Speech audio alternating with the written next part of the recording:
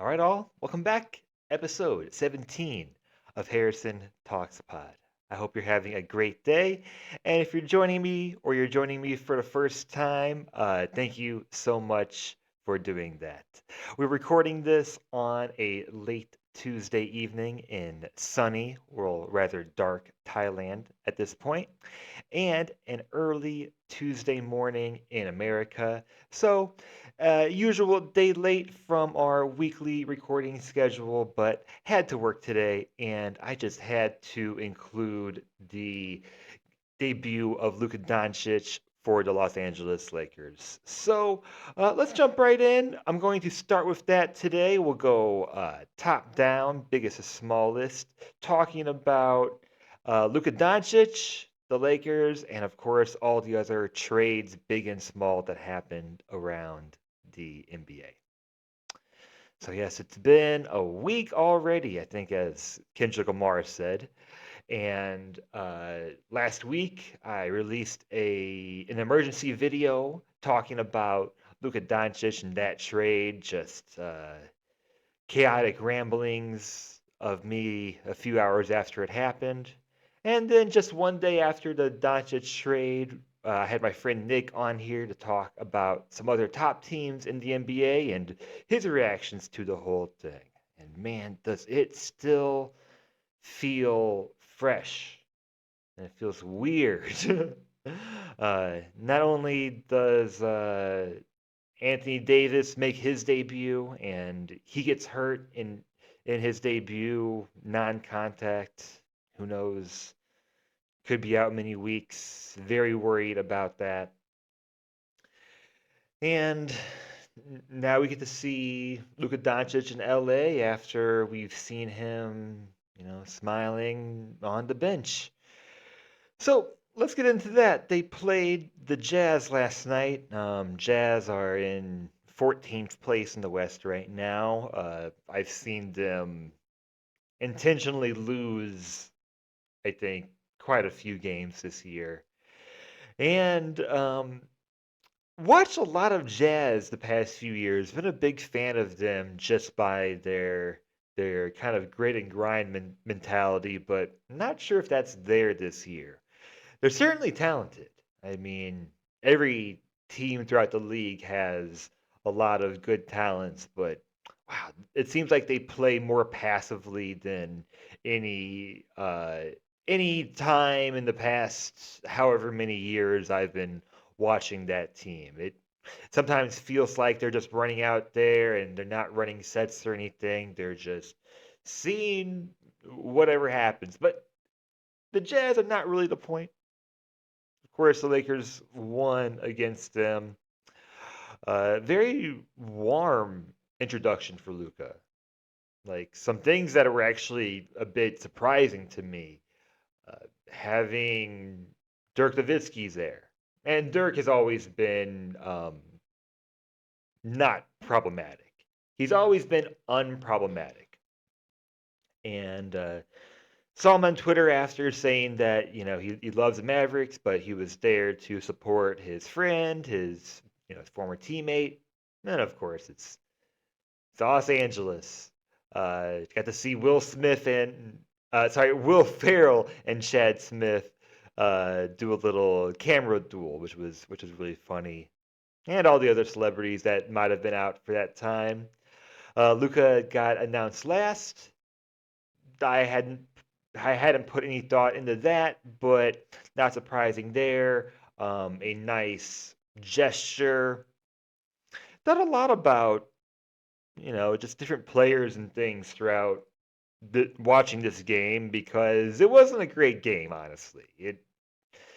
As I said, it was kind of a blowout. I think Luca went out with 3 minutes to go in the third quarter, and he was done for the entire game. But not only was Dirk there, thought about Paul Gasol, thought about how not only is Luca the biggest European player on the Lakers since Paul Gasol, but he has that Spain connection, which I just hadn't really thought about until uh, today, I guess, and how much of an influence it's going to be having him on the Lakers, the most popular team worldwide, uh, and the European connection, the Slovenia connection. Thought about Kobe as well, which is always difficult. Um, can't believe it's been 5 years. Yeah, I can't believe it's been 5 years. Um, but digress from that. Uh, Seeing Luka and LeBron on the floor together starting the game with Rui Hachimura, Austin Reeves, who had a great game, and Jackson Hayes. Wasn't sure if they were going to start Rui or Dorian Finney-Smith. Although we saw Dorian Finney-Smith play in the first quarter and see him staggered and get to see him play minutes of Luka, which is fun. The Dallas Mavericks connection there. Got to see Luka play with his own unit in the second quarter. Got to see LeBron play on his own in the third quarter. So overall, until they were both out at the end of the third quarter and the whole fourth quarter, there was only maybe 3 minutes of time where they were both off the floor together in the first. So it'll be interesting to see what JJ Redick comes up with these rotations. Things are still very new. We'll talk a little bit about the action of the Mark Williams trade. Jackson Hayes. What did Jackson Hayes end with? But he should be super happy with everything. I mean, the the Mark Williams situation is maybe not so good, but um, at least he gets more playing time, and we'll see what they do with those extra minutes at center, depending on what happens in the playoffs. I mean, this is a team that now has a ton of backcourt players and depth, and not so much in the front court. Jackson Hayes ended with 17 points, 8 of 11 shooting, 8 rebounds in 21 minutes. Had the first two field goals of the game, catching lobs from LeBron and Luka. Just seems super happy out there. Yes, if you're a center playing with those two facilitators, hey, why not? Luka played 23 minutes, had 14 points, 5 rebounds, and 4 assists. LeBron, 24 points, 7 rebounds, 8 assists, 10 for 17 from the field. Had 8 of the 11 Laker turnovers. I don't know what to say about LeBron's turnovers sometimes. Of course, his usage and efficiency are down from his career average, which I mean, it's expected at least for someone in year 22, yet he's someone who is completely unprecedented. Someone who is averaging 24, 7, and 8 and playing perhaps the most passive basketball of his career. But the last 4 games has looked spectacular. Just my biggest takeaway from the game for LeBron was just how much he was running in the open floor, how much he was catching outlet passes. Saw lots of people bringing up, the Miami Heat, Dwayne Wade, all of that. It's going to be very fun to see what JJ Redick and that team comes up with, especially now that they have a new look team, and Jared Vanderbilt is um, looking better and healthier, and they have Dorian Finney-Smith now, and there's just a lot of room to hide players that have defensive breakdowns and also always have facilitators on the floor at all times. And lastly, I guess I'll just say I'm interested in seeing how the conditioning goes. So Luka in his debut, hasn't played since Christmas, played 23 minutes. LeBron, 29 minutes. Luka had 4 assists in those 23 minutes. We'll see him be a primary ball handler many times, be a secondary ball handler at times. Don't know what defenses are going to do uh, if and when LeBron and Luka are on the floor together. Very fun to watch. Just very exciting basketball. 74 points at half. Again, just very lopsided, but got the mind going about what this team could look like, and it could look very different than even any LeBron team that we have seen. So I expect more minutes from Luka, of course, as he ramps up, and just better shooting efficiency, which is pretty scary considering the amount of offense they were able to generate from this game. So in another couple nights, they play the Jazz again. And yes, Jazz are looking towards that draft lottery and don't expect much else different in that next game. So, moving ahead, yes, just what else can I say? Just can't believe it. You know, I that's how I felt watching the intros and the first points, the first assists, and the first lobs, and just all of it. It felt like watching a 2K simulation at times. So let's move on. The other part to this trade, of course, is Anthony Davis. And to summarize just again, Lakers got Luka Doncic, Maxi Kleber, and Markieff Morris. The other two have not made any other debuts. And the Mavericks received Anthony Davis, Max Christie, and a 2025 first round pick. Of course, we talked about the dynamic with Luka and LeBron James, and this is very much a win now focused team, just looking at the ages and the timeline, but of course, looking ahead towards the future as well. And even LeBron James has come out and said that, you know, he acknowledges that Luka is going to be part of the decision making and the ideas for the Lakers franchise moving forward. Does LeBron play after next year? I don't know. Who knows? But for the Mavericks, the idea was, or how it's stated, is a win now. And I don't want to talk too much more on this trade since I did a whole episode and basically an episode and a half last week talking about it.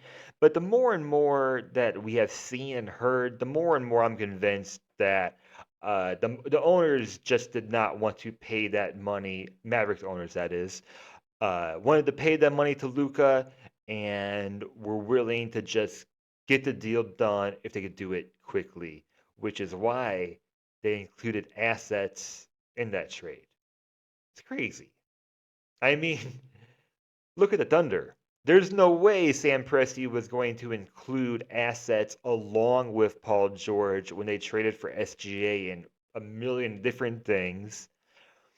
But we'll forever remember that Luka was traded alongside a second round pick. That's a get the deal now, get the deal done now type of mindset. So Anthony Davis made his debut, had a strong performance, 26 points, 16 rebounds, 7 assists, 3 blocks, 31 minutes against the Rockets. And the Mavericks won that game 116 to 105. Anthony Davis left the third quarter with a non-contact abdominal strain. Um, they are being cautious. I think they're saying that it's mid-grade. Not sure if they've ruled out having surgery yet, but I mean, what else can we say? Dominant performance was exciting to watch up until he was injured, and of course, put up a MVP performance before getting injured. Was in my top 5 for MVP race before that injury. So timeline is pretty uncertain, pretty worried about it, and none of the irony is missed on me with physicals and health and the talk of Luka being overweight and all of that. It's pretty crazy. Perhaps a longer episode later on my frustrations with the horizontal alignment of medical teams in the NBA. But I digress. Max Christie, 23 points. Been solid early on. Seems like he's being a bit vengeful, which is great. Mavs are protesting. Uh, just hope the reception towards the players are good, but I have a lot of confidence in that fan base. Yeah, there's always going to be the the bad apples, I guess. Mavs will be in playoff contention for sure. Kyrie Irving will take place of Anthony Davis in the All Star team, so I guess we'll be seeing Kyrie team up with LeBron James again and Steph Curry. Okay. Well, whoever will be watching that, I'm sure I'll be watching if I'm not working. So there's that. Let's go top down, as I said. Of course, the next big trade, I'll say, is Jimmy Butler, because that was the big talk leading up into the trade season when I was saying that the trade season wasn't going to be that big or that exciting.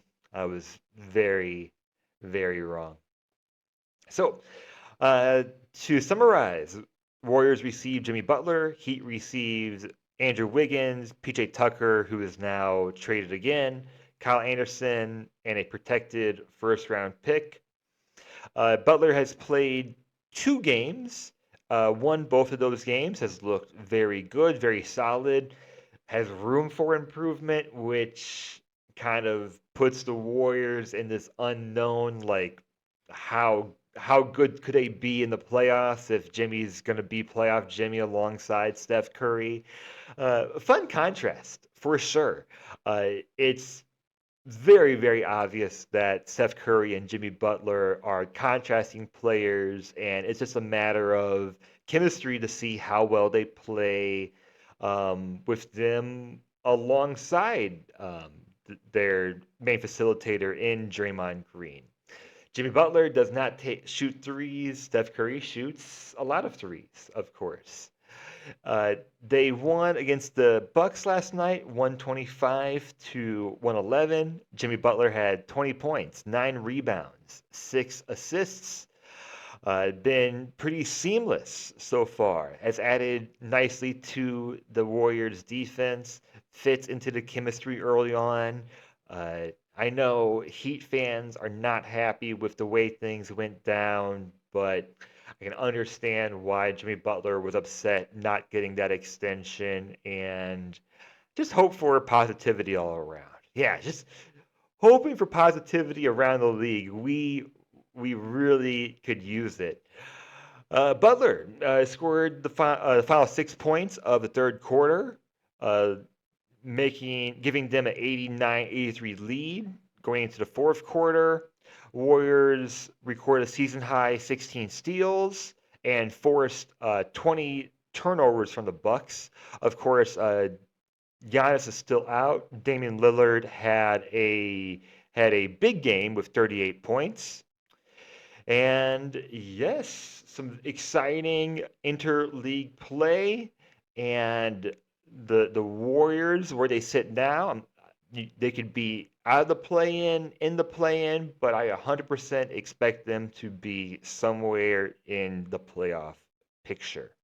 All right, next biggest trade I want to talk about is the Spurs and Kings trade. Spurs received De'Aaron Fox. Kings received Zach LaVine. 2024 first round pick, 2025 second round pick. De'Aaron Fox has looked very impressive in the first 2 games with the Spurs, and just so excited to see De'Aaron Fox playing alongside someone like Victor Wembanyama. It's going to be interesting. Going to be interesting to see if this is going to be a play-in team or if they could go on a streak and potentially get out of it. But for now, they are just right outside of the play-in, I believe, at, yes, 11th place. In his debut, Fox ended with 24 points, 7 assists, 5 rebounds, showcasing scoring, showcasing playmaking, and very interesting to see him on the floors alongside Chris Paul as well. Yes, it can be a very small backcourt when they play together. We'll see what they do later on in the season with having Chris Paul and De'Aaron Fox on the same team together. Fox's ability to score and facilitate will help players like Victor Wembanyama, Keldon Johnson, and still can't believe that the Spurs were able to keep Keldon Johnson, Steph Castle, Devin Vassell uh, throughout this entire trade deadline season. So it's going to be interesting to see. Let's move. Let's move ahead then. Yes, keeping an eye on the Spurs. Always very fun team to watch. Raptors traded for Brandon Ingram. Brandon Ingram uh, was received by the Raptors, while the Pelicans received Bruce Brown, Kelly Olynyk, 2025 first round pick, and the 2025 second round pick. Raptors add a dynamic scorer and versatile forward to their lineup, while the Pelicans get assets for Brandon Ingram while he was going to leave in free agency, assuming. So, of course, did not receive a deal in the last offseason, and someone who will get around 50 million a year. If you're not going to re-sign him, why not? Why let him just expire? Trade him now. I know Pelicans fans might be thinking that you should be getting more, but at the very least, for me as a all NBA fan, I'll say. Just very happy to see Brandon Ingram moving on and Pelicans kind of moving on. Of course, they're in last place in the West. They've held on to Zion Williamson. They've expressed that they are confident in him. Zion Williamson has looked good on the games that he has played. Just not too sure what the Pelicans are committing to because it certainly does not seem like the Pelicans or really any team in this league right now are committed to a full rebuild. So perhaps they're looking towards what happens in the draft lottery. None of these traded players have made their debuts just yet. Pelicans lost last night to the Thunder, 137 to 101. Raptors lost last night to the Rockets, 94 to 87. So, will be exciting to see Brandon Ingram make his debut. Clippers added Bojan Bogdanovic. Clippers receives him, while the Hawks received Terrence Mann and Bones Highland. Clippers strengthened their offense, bringing a sharp shooter like Bojan Bogdanovic and help their depth. Uh, Hopefully, make a big playoff run this year alongside Kawhi Leonard. Hopefully, him and James Harden are healthy at the same time. Hawks gain a little bit of youth with Terrence Mann and Bones Highland, and might be looking more towards the long term. No debuts here. Hawks defeated Magic last night, 112 to 106, and the Clippers defeated the Jazz on Sunday, 130 to 110. All right, moving right down the list here. Uh, Wizards received Marcus Smart, 2024 first round pick. Grizzlies received Marvin Bagley III, Johnny Davis, 2024 second round pick. Not much opinion on this from me. I had a feeling Marcus Smart was going to get moved before the deadline. Uh, Forgot that Marvin Bagley was on the Wizards, now on the Grizzlies. Wizards will gain a defensive leader, some veteran leadership, but of course they're looking towards they are looking towards rebuilding and the draft lottery as well. Of course, they traded Kyle Kuzma to the Bucks. No debuts yet. Thunder defeated the Grizzlies 125 to 112 on Sunday, and the Spurs defeated the Wizards 131 to 121 last night. DeAndre Hunter was traded to the Cavaliers, while the Hawks received Karis LeVert, George Niang, and future draft picks. DeAndre Hunter made his Cavs debut in a dominant 128 to 107 win over the Timberwolves last night. The Cavs started strong, scoring the first 16 points of the game, with Hunter contributing right away in their offense. Hunter finished with 12 points on 23 minutes of play, making immediate impact on both ends of the floor, just adding more and more to the Cavs' depth, which the Cavs have now won 4 in a row, still have the best record in the NBA. And Kenny Atkinson expressed excitement about the possibilities of Hunter, noting his potential fit in various roles, viewed as versatile defender, can match up against the top wings in the league, so is just going to add more there. Also, gives Karis LeVert a new opportunity to play on the Hawks. Let's move ahead then. Pistons acquired James Wiseman, and the Pacers receive a 2025 second round pick, 2026 second round pick. Pistons take a chance on Wiseman, who is on the first year of a 2-year deal. Tore his Achilles the first game of the season. Very worried about his potential future there. Second time on the Pistons. Indiana moves on from Wiseman, clears up some money, gets some draft assets, continuing to just grow their playoff window. Rockets receive Cody Zeller and 2025 second round pick. The Hornets receive a 2026 second round pick. Rockets get a veteran center. Hornets focus on future draft assets, save a little money there. Hornets receive Yusuf Nurkic, and the Trailblazers receive Cody Martin and a 2025 second round pick. Hornets will receive a steady center at Nurkic when he returns, providing some much needed interior presence. Trailblazers shed some salary, get a good defensive player in Cody Martin, along with some other draft assets. Nurkic might be back today, and Cody Martin is out until past the All-Star break. The Heat received Davion Mitchell from the Kings, and the Kings received 2026 second round pick and 2027 second round pick.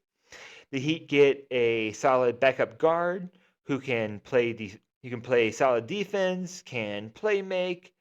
Kings get future draft capital, and Davion Mitchell scored 4 points in a loss to the Celtics, 103 to 85 last night.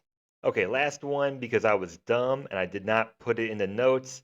Have to talk about the Bucks and Wizards trade involving Kyle Kuzma and Chris Middleton. Should have been in the middle of the episode because it involves two big players. For this one, Bucks receive Kyle Kuzma, Jericho Sims, 2025 second round pick. Wizards receives Chris Middleton, AJ Johnson, 2028 first round pick swap. With that, the Knicks received Dylan Wright and cash. Spurs received Patrick Baldwin Jr. and cash. For Kyle Kuzma, And Giannis is still out for a few games. Has played 3 games with Milwaukee so far. Started the last 2 games, including last night's loss to the Warriors, and looked pretty solid against the Warriors, scoring 21 points, having 6 rebounds. Expect him to be a solid scorer, not someone who's ever going to be a very like solid point guard or facilitator for that team, but at full strength will be a nice third option. Of course, the Bucks, since acquiring Damian Lillard and losing Drew Holiday, and then starting the season that season without Chris Middleton, and then Chris Middleton kind of had a slow start. Uh, they are still finding their defensive culture, coming from a championship team where so much of their culture was based around defense. But before Giannis was out, Lillard and Giannis were playing some of their best basketball together. So we'll just have to see where that goes. And the top of the East is going to be very, very interesting. As I've said many times this episode, let's close it there. Next week, I'm going to talk about like a few teams and not all of the teams. So thank you again. Have a great week. Like, subscribe, follow me on podcast platforms and everything. Thank you so much, and I'll see you next time.